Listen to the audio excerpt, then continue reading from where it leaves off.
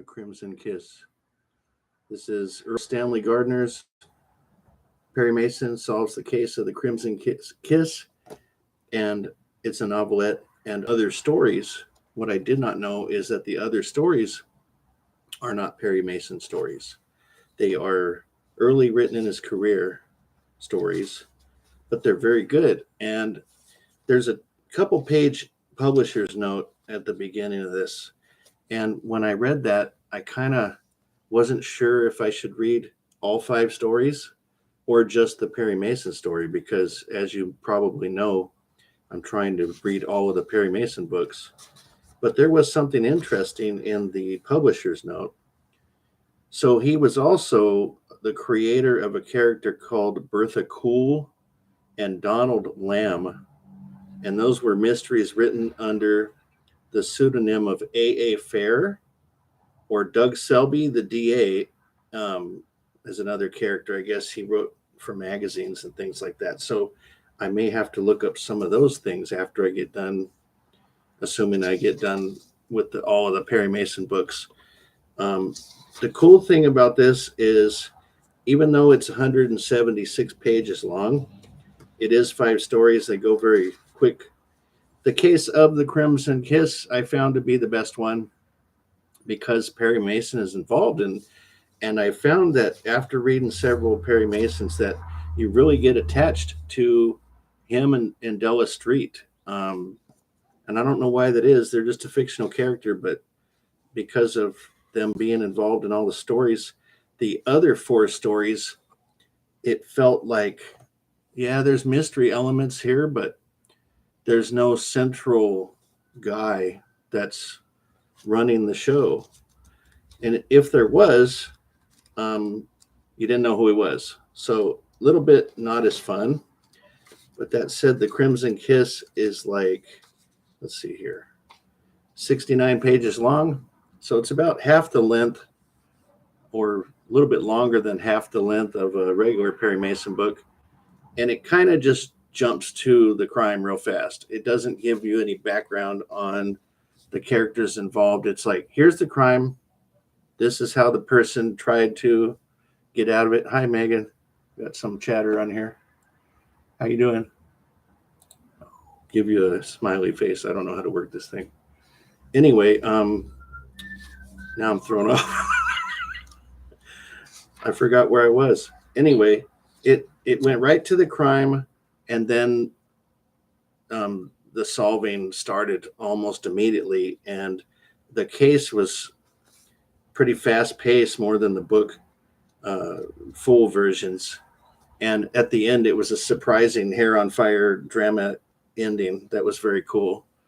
And so then it went on to the other ones. And again, I wasn't sure if I wanted to read them because the publisher's note discussed how Perry Mason, in his legal career before writing, had done a lot of support for Asian people that were being abused. And that was the background for Fingers of Fong. And it made me wonder, it's like, oh, what is it then? Is it like a documentary story of something he was part of or whatever?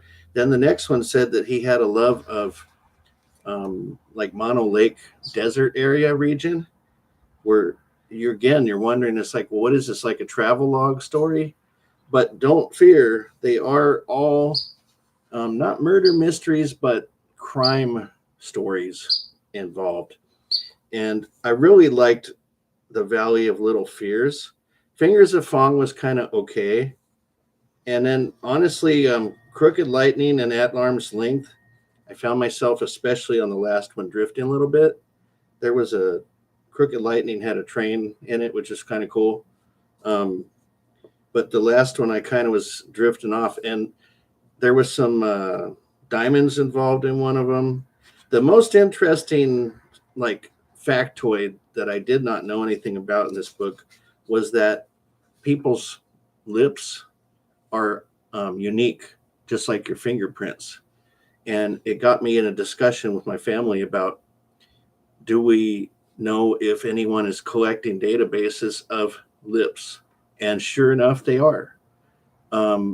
they have a few different databases of lips that are stored in used for purposes of identifying people. So when you see like, you know, facial metrics and things like that, it's everybody kind of knows that exists and they can take the whole totality of your face. But I was unaware that they could actually scan your lips.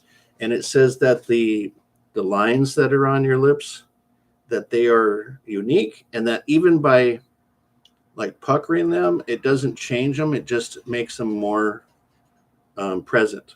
So if they have a high res picture of your lips, they could pretty much figure out who you are. Just so you know about that piece is kind of interesting.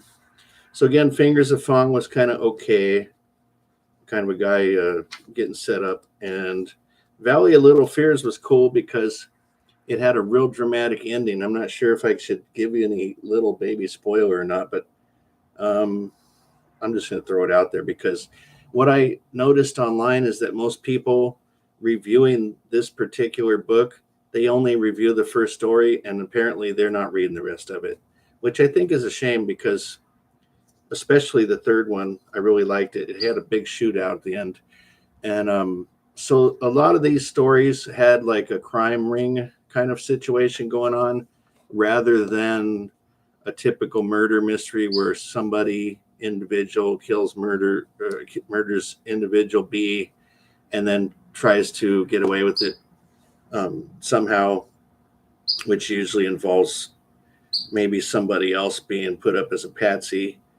That was more part of Fingers of Fong, I suppose, but the rest of them were more like crime rings. So not murder mysteries throughout. If you're totally diehard on murder mystery, you might not want to read the other stories.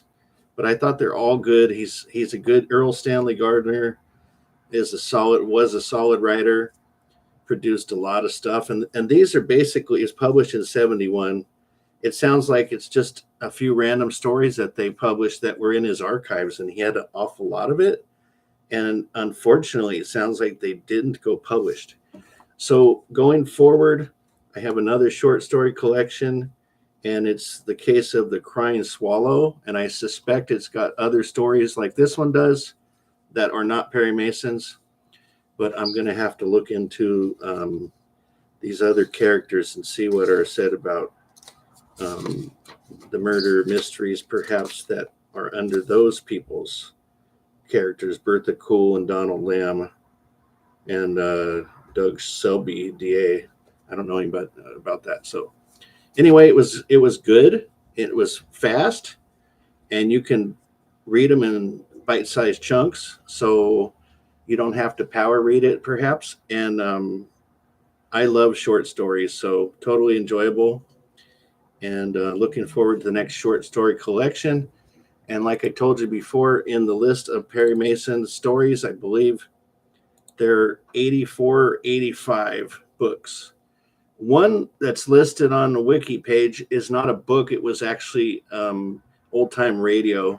And I've since taken that off my list. So my list is 84 deep. And I've got 1, 2, 3. I think this was number 13. Yeah, 13. And I'm going on to number 14. That was also published in 1971. So we'll see how that one goes. But this is pretty good, easy reading, and a lot of fun. I love Perry Mason books.